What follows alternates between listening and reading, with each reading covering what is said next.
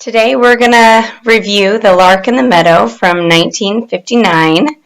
It looks like this.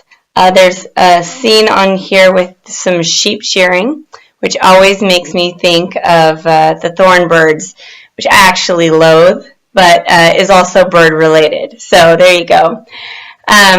This book is really much better than I remember. I remember it, the first time I read it, kind of disliking it, thinking that the hero was too hard and too callous and unfeeling and had no good reasons and maybe he didn't redeem himself by the end. But this read, gosh, I really like this book. At the end, I give it a 7 out of 10, which, doesn't put it at the top of the pile, but certainly there's a lot here to enjoy. And I thought that I would pick out 4 things that I really, really did enjoy, and maybe you'll agree.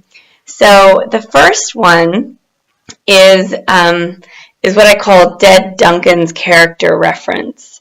The character of Sarah Isbister she's orphaned because a man named Duncan Alexander befriended the family and was very careless with his brakes, checking his brakes, and while he was driving her mother and stepfather, the brakes failed, and he had a horrible wreck that killed her parents instantly and him after a little bit of time. And it's because of this, the guilt that he carried for this act that leads to him giving the legacy to her and sort of sends her winging her way to New Zealand. Now, the character reference he gives her is really, really sweet. It's steel true, blade straight. And that one comes up several times in the S.E. Summers canon. She seemed to like it a lot. And I like how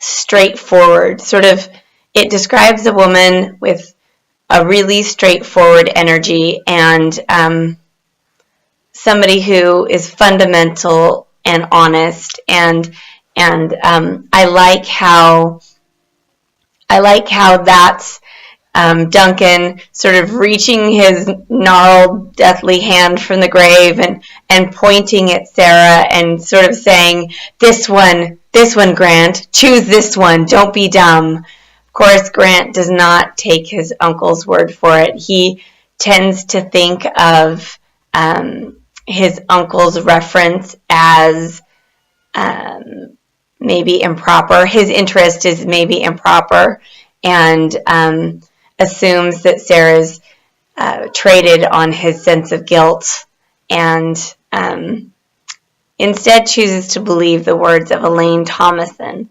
who he's never met. There's no reason to believe her, but it sort of feeds into what he already wants to believe about her, that she somehow grabbed something that wasn't hers and took advantage of a dying man. Another thing that I really liked that you wouldn't notice unless you had been reading these books chronologically is a scene involving a killer dog. It's a really neat scene because it sort of establishes that Grant Alexander has developed this paternal and mentoring relationship to Pauline, who's the youngest half-sibling of Sarah. And Pauline has a heart of gold, but this is a dog that's been sort of wreaking havoc across the countryside. He's killed sheep and is a danger to other animals and even human beings.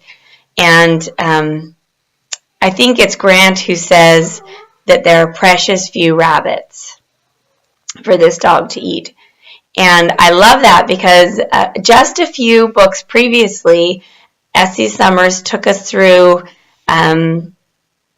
she gave us a window into seeing what New Zealand society was doing to eradicate the scourge of rabbits and showing us how they were really a blight and a menace to indigenous flora and fauna. And it's neat that just a few years into the future, New Zealand really has a lid on that, and Grant Alexander can say there are precious few rabbits. And I think that that's such a wonderful thing, if you've really been paying attention and reading all along, to notice and to kind of cheer the broader society for. It's just exciting. Another thing that I really thought was interesting was the economics of the parsonage. Sarah's stepfather is a parson, and so that means that he didn't own the home that they lived in, and he really didn't have a lot of money and a lot that they would inherit once he was killed so cruelly. And so I think that's very interesting. Every time S.E. Summers does choose to comment on anything related to parsonages, she lived in one. She knew, she was the wife of the manse, and she knew sort of what expenses would be terrible and what the cost of homes would be. Anyway, I like that she is the stepdaughter to the parsonage, and Sarah has to suddenly have the care and raising of these two children, even though they don't have very much. It makes her sort of boxed into this corner. Even though Duncan felt guilty about killing her parents, she never would have taken the money if she'd had any other choice. And I think that is a really good profession to make her stepfather. I'd also like to say how nice it is for me personally to see a wonderful relationship between a daughter and stepfather. That's repeated a lot in the S.E. Summers canon. She is careful to make step siblings not necessarily these sort of mustache twirling baddies, but Sarah misses her stepfather greatly, in some ways more than her mother. He gets a story about how she was a young girl of 8 years old, and her father was already dead. I imagine that he probably died in World War II. We never are told about that, but the timing works out, and I think that S.E. Summers would have been so aware of how many women there were in New Zealand, or not New Zealand, but Great Britain, raising children without a father because of that. Anyway, she encounters her stepfather while she's climbed a cliff, and she's rescuing a sheep that she can't bear to leave up there alone to be attacked by birds, so she won't climb down, and he climbs up to rescue her, and it's real heart loss that she feels when not only her mother is killed, but her stepfather is too. And as somebody who has a step parent, I adore those glimpses of the realness of those relationships and the importance of them. The final thing that I really enjoyed was the laws of hospitality in the world of S.E. Summers sort of dictate that when Elaine Thomason, Rat Fink extraordinaire, comes to visit from England, she's not only put up at Sarah's place, but she can't bear to live in a cottage with Sarah. That's not why she's there. So she ends up at the nice big house, the homestead, and she gets to stay there for weeks and weeks and weeks on end, sort of doing nothing and being awful and being entertained.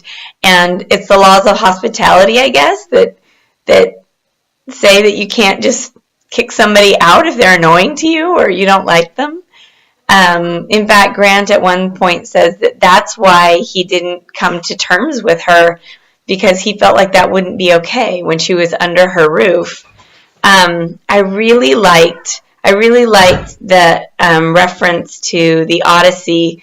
It felt like when I was reading the Odyssey, I remember the character of Telemachus going to these places, these I guess Greek city-states or something, and whoever greeted him would kill a bunch of cattle and cut it up and roast it up, and they'd have like this impromptu barbecue because there were guests that showed up. And not only that, but poor Penelope at the end. She's described as having sort of just, suffered under the weight of all of these suitors lying around her house and eating her food and making themselves at home, and she can't throw them out on their ear because that's hospitality. And I thought that was interesting that we see this germ of an idea that still carried through thousands of years later, that it would be sort of inappropriate to mistreat a guest or to tell them where to go and how to get there. You can read the rest of my review at everyneilsthing.blogspot.com and tell me how you like it. Thank you so much.